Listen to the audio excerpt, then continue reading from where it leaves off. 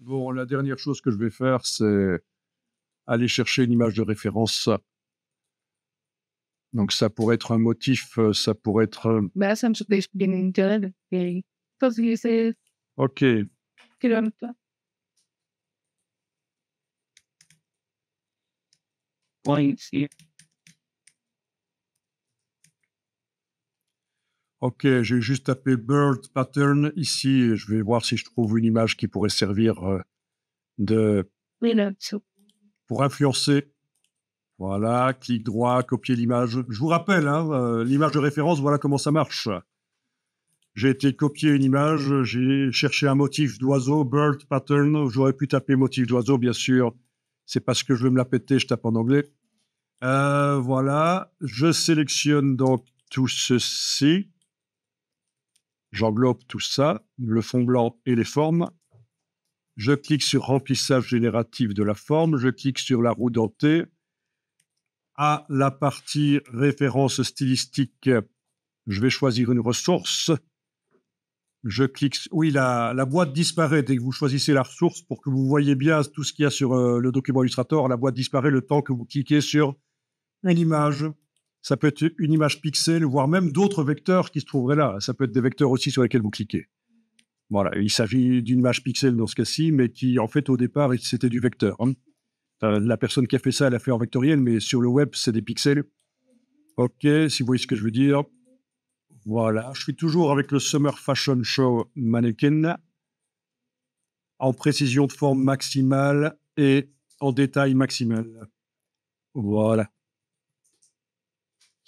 Donc, das Vous voyez, c'est très sympa. Ce sont des dessins, là, c'est pas moi qui les fais, j'ai trouvé là juste sur le web. Ce sont des dessins qui sont un peu pourris, comme si vous les aviez fait au crayon. Mais c'est très sympa. Donc, le graphisme naïf comme ça, c'est bien. Ok, je pense qu'on a un bon filon ici. On a obtenu quelque chose qui montre bien, qui s'inspire de ce qu'on lui a proposé. Pas mal, ça. Donc, au départ de ça, voilà, on retrouve les petits points qu'on avait sur les ailes des oiseaux. Ah, on retrouve les feuilles, c'est des feuilles ou des arbres, des buissons, on va dire, avec les nervures, vous voyez. Vous voyez, les petits points qu'il y avait sur les ailes des oiseaux ont été utilisés pour le mannequin. Ah, c'est dingue, ça. Ok, très bien, j'adore.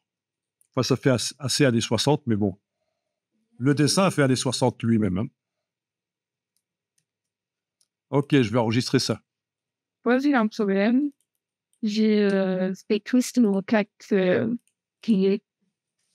Tu as fait tout sur le calque qui contient l'image, en fait. Ouais. C'est pas un problème. C'est pas un problème. Donc, regarde, je vais faire ceci. Tu as tout fait, vraiment tout. C'est que j'ai bien cliqué. Ça peut être que tu Ok. oui, que tu.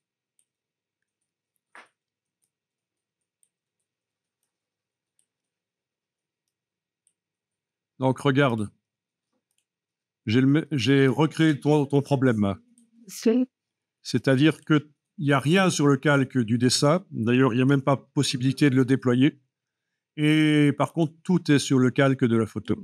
Donc, soit je sélectionne tout ce qui ne concerne pas les photos et je les transfère sur le calque du dessin, ou alors je sélectionne les photos et je les transfère sur un autre calque. Bon, on va tenter de... Oui, c'est parce que tu avais oublié de verrouiller le calque d'en dessous, au fait. Oui, s'il était verrouillé, tu n'aurais pas pu dessiner dessus. Donc, voilà la solution intéressante pour tout le monde. Je sélectionne avec la flèche noire une partie des choses du dessus, voilà, et je vais transférer sur l'autre calque. Comment est-ce qu'on fait? On prend le petit carré qui est ici et on le déplace sur l'autre calque, voilà. Transfert d'un calque à l'autre. Voilà, voilà. Il me reste ceux-là à transférer, que je n'avais pas entourés. Je les entoure. Vu que c'est des groupes, je n'ai pas besoin de les entourer entièrement. Ça se sélectionne entièrement. C'est des groupes. Même chose, je vais transférer sur l'autre calque. Voilà. Très intéressant, le transfert d'un calque à l'autre. Ok, il me reste aussi ceci. Ah oui, ça va être un peu plus compliqué. Il va falloir... Ouais. Ok, il va falloir ruser. OK, je vais sélectionner tout ça et le transférer. Par contre, à l'intérieur du calque ici, la photo, où est-ce qu'elle est? Je me sens bonne. Ah, OK, regardez, encore une astuce. Donc, j'ai transféré tout ceci dans le calque du dessus, mais la photo n'aurait pas dû être transférée. On est d'accord? Donc, on va dire que j'ai fait une erreur. Donc, je sélectionne la photo.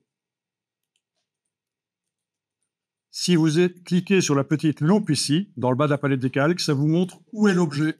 Très pratique quand on a énormément d'objets. Voilà. En fait, il n'y a même pas besoin de voir où il est. Je suis idiot. Il suffit de le sélectionner et avec le petit carré, de le transférer sur l'autre calque. Voilà. OK, c'est bon. Oui.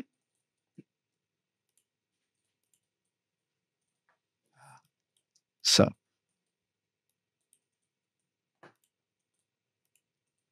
OK.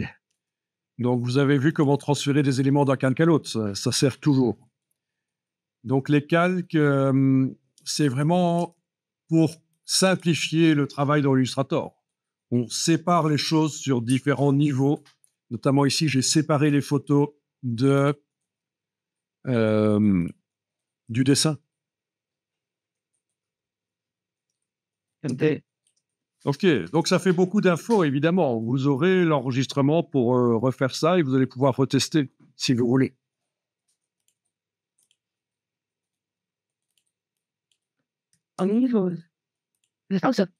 Donc ça vous a généré aussi des fonds un peu délirants, mais avec la flèche blanche plus, on arrive finalement à sélectionner. Oui, alors j'avais dit, hein, il faut compter en fait. Hein.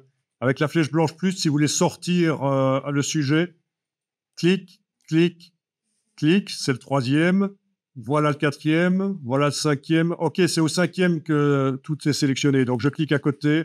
1, 2, 3, 4. Je sais que si c'est le cinquième, ça sélectionne tout. C'est donc 1, 2, 3, 4 ce qu'il faut faire. Voilà. Et alors, avec la touche, attendez un peu. Non, il faut que je recommence. Je cliquais.